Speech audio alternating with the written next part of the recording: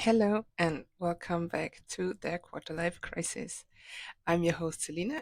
I'm so happy that you tuned in. If you haven't already, please hit that follow button, leave a comment, leave a like, leave a little bit of love. That would make me really, really happy. On today's episode, I will talk about empathy and how important I think it is that you fill your own cup first before you try to fill others.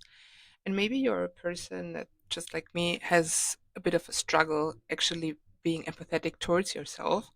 And so in this episode, I will also include some tips that help me find empathy for myself when I needed it the most. To jump in, I'm still in Barcelona, and next week I'm actually going to go on vacation with one of my best friends. And this has also really been an impulse for me to think and reflect upon my time here, upon the people I've met, about the tons of people I've met actually. And still, I'm kind of feeling anxious and drained and a little bit lonely, which is weird because I'm in a city literally filled with people. And so I asked myself why that is. And also, I realized that I have a little bit of an issue sitting with myself. So that's why I fill my days with activity, with people, with schedules, with routines, with stuff to do. And yeah, I also realized that that is not the ideal way to actually turn inwards and to check in with my own feelings and to actually be aware of my feelings, which I think empathy is all about, right? And the last couple of days, I've been feeling extra heavy, which might also be connected to my cycle. So if you're a woman, you will probably relate that there is just this natural up and down in your hormones along your cycle. But anyways, it was midnight and I was feeling super emotional for no apparent reason. And then I kind of just had this urge to write down a list of things that I liked about myself.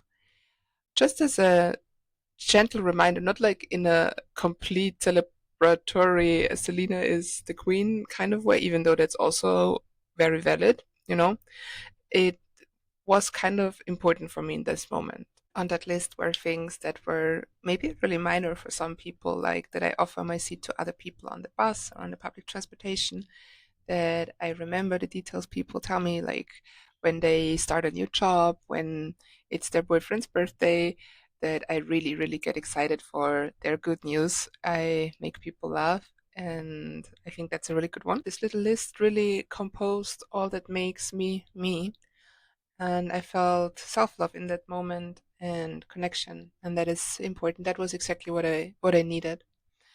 It's just crazy that we are really fluent in our own criticism. We can list our flaws super fast, but the things that we actually like about ourselves, we are not really comfortable talking about this, or maybe we think about our qualities, our good qualities, in terms of job interview. So try to make that list. And you don't have to achieve a certain number of items on that list. Just see what comes up and really what defines you as you. And remember that these qualities, these things that make you shine, they don't disappear when you're struggling. They're actually still there. They're just buried and you don't see them anymore and you don't acknowledge them anymore, but you really, really should. I wrote down that I'm an empath and that I like that about myself, but also seeing it as a tricky side sometimes.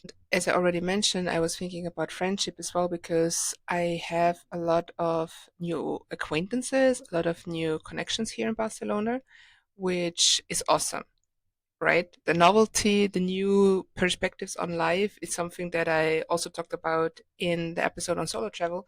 That is something that really makes me grow and that I really enjoy, and especially discussions about life, about upbringing. But it also showed me something uncomfortable, that getting to know all of these new people is a novelty. It's not connection. It's not the same as connection, at least. There is a comfort that only comes from people that you know because they just get it. You don't have to over explain your point of view. You don't have to explain your behavior sometimes because they just know you. They know what your coping mechanisms are.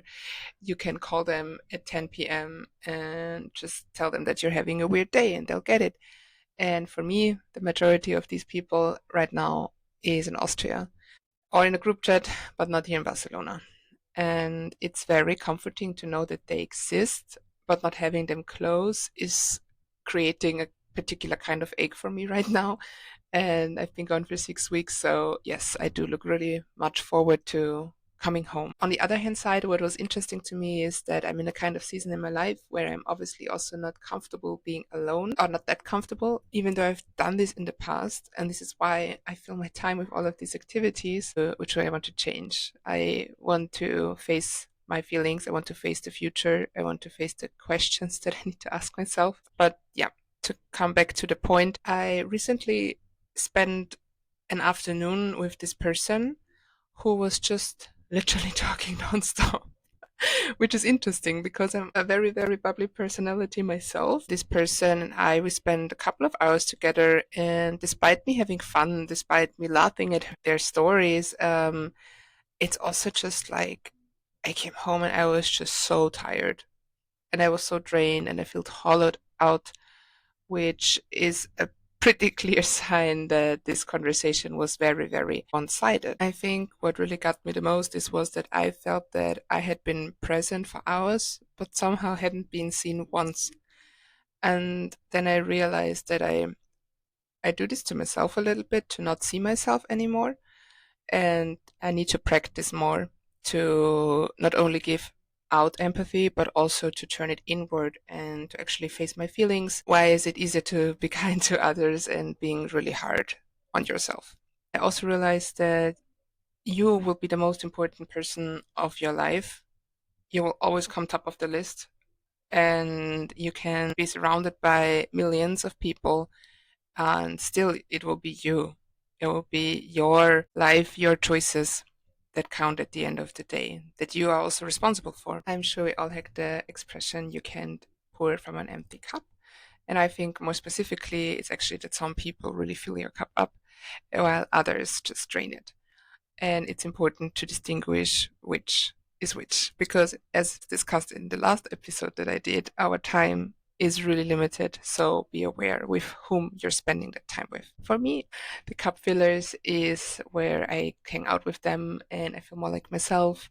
I completely forget time. I leave the activity feeling lighter, and for me, these people are literally irreplaceable. I really need them in my life and I need to keep them in my life, so tell them. That's also important. And then there's the cup drainers, where it's not necessarily that they're bad people, but because the dynamic is imbalanced. Maybe they just really don't have a lot of people in their own lives that listen carefully. And so, of course, they want to tell you as an empath. Of course, they want to share. Of course, they want to get your insight and your advice. But literally, it's flowing only in one direction. It's always you on the giving end. And this is just not how it's supposed to be. It's a give and a take. This also means that you don't always have to be available.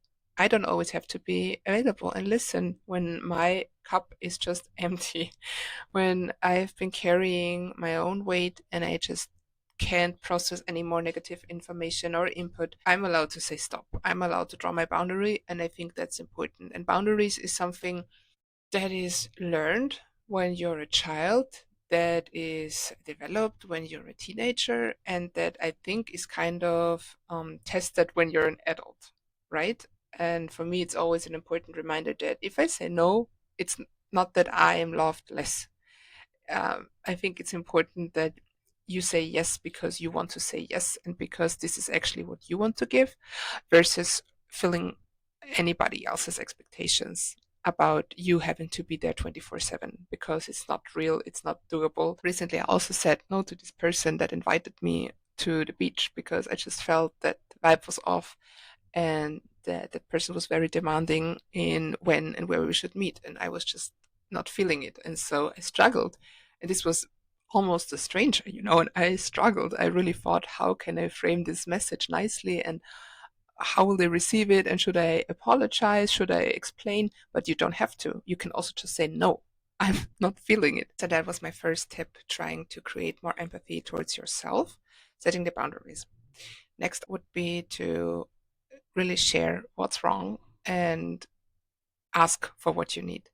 Sometimes I feel like I have a hard time saying what I really need because I hope that people will just get it.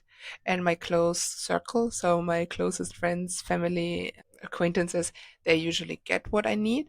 But even them, sometimes It would just not be like a signal to them to give me advice or to do the opposite, which is just listen. And so if you're aware of your own feelings and of your own needs, then just say it. They want to give you what you need. They just need to know it first. I really also like this exercise that consists of three questions usually. So it is, what do I need right now? What do I want? And what actually has to be done. An example would be, what do I need right now? Which would be movement, air, disconnect. What do I want? Moment of clarities, moment of stillness, moment of grounding, and maybe putting things into perspective. When I go out into the world and I see how big it is and how small I am, yeah, it really puts things into perspective that I worry about and what actually has to be done. This mostly refers to my to-do list, and I'm really grateful that I'm responsible for the time scheduling. And so I will try to shift it according to what I need, what I want, maybe sometimes before the to-dos, just because I know that the to-dos will be much, much easier afterwards. Recently, I've also been checking in how I want to dress for every day. And this is something that sounds very minor, but it's actually not, because I feel like you need to pay attention what you pay attention to. That means that you take yourself seriously and that you invest a couple of minutes every day how you want to be seen and how you want to be perceived. Also, while you're at it, in front of your wardrobe, also look in the mirror and just look. Maybe give yourself a little smile. Maybe if it doesn't feel too weird, also say something nice to yourself. Journaling is, as always, a great tool for me to face what I'm feeling. And recently I've gone back to journaling more frequently. And still, it's like 6 pages that pour out of me all at once. And sometimes it's only referring to one specific topic, like romantic relationships, friendships, career, or health. And yeah, for me, this is always so great to actually see where my empathy needs to be, because sometimes there will be the inner critic coming up, but sometimes it's actually really good to write this down and then to work on the answers for this criticism. Meet yourself with love, meet yourself with grace. You're only human, and the journaling can really help you create conditions where your answers can arrive. Lastly, I also feel like it's just a weird time of the year in general for me, because it's the second half and I'm really questioning where 2026 is headed. Usually I get this only at the end of the year, right? Like in December or around New Year's Eve, where all these questions come up. Have I done enough? Is this where I thought I'd be? How has my life changed? How has my life become better? But then again, it's important that you face these questions, because you might actually already have the answers. And clarity is something that I really value in life. So it's more like an honest accounting thing, where you just try to see what's in stock, try to raise the problems, try to face them head on. I have a lot of freedom right now, which means I have a lot of directions that I can go into. So freedom is wonderful and terrifying at the same time, because the shape of my life is actually almost entirely up to me. And one big announcement is that most likely I'll be moving to Vienna. I feel like that's something that Barcelona has been showing me and has been reaffirming in me, that I have outgrown the city that I grew up in, and 100% not in the way that Salzburg isn't enough, but that I just have grown into somebody who needs more and more input, more diversity. It feels like I'm moving toward something that I've dreamed of and not running away from something. I want to close this episode by saying that the empathy you give to everyone, I think it's a gift. It can be heavy. It can be taken advantage of by people that drain your cup without you even knowing this, without you realizing this at first. But you deserve that empathy too. And then it's your turn to also ask for that. And you can ask for that by drawing boundaries, also, or maybe especially with the people that are closest to you. You need to ask what you need, and you first need to know what you need. Is it advice? Is it a listening ear? Is it a mix of both? Is it space? Is it time to open up? Empathy is not connected to anything that you do or that you have to achieve. You are allowed to need things and you are allowed to ask for them. So please keep that in mind. Filling your own cup first is not selfish, it's the way you stay whole enough to also show up for others. So, as an exercise, you can make a list of things that make you you, that you like about yourself. Ask yourself the questions: what do I need right now? What do I want right now? What do I have to do right now? And see if you can maybe shift time management around so that the needs and the wants come first. Stand in the mirror, look at yourself, notice what you see, be kind, and tell yourself something positive about yourself. Maybe go on a walk, maybe buy yourself some flowers, maybe really enjoy that cup of coffee without a phone nearby. That's all form of self-care. That's all something that you can do that can help you be empathetic to yourself. Or maybe you want to go on the beach, maybe you want to draw yourself a long, nice bath, whatever it is. I hope you find something that will make you feel really good and taken care of. I'm Selena. This was Quarter Life Crisis, episode 6. See you.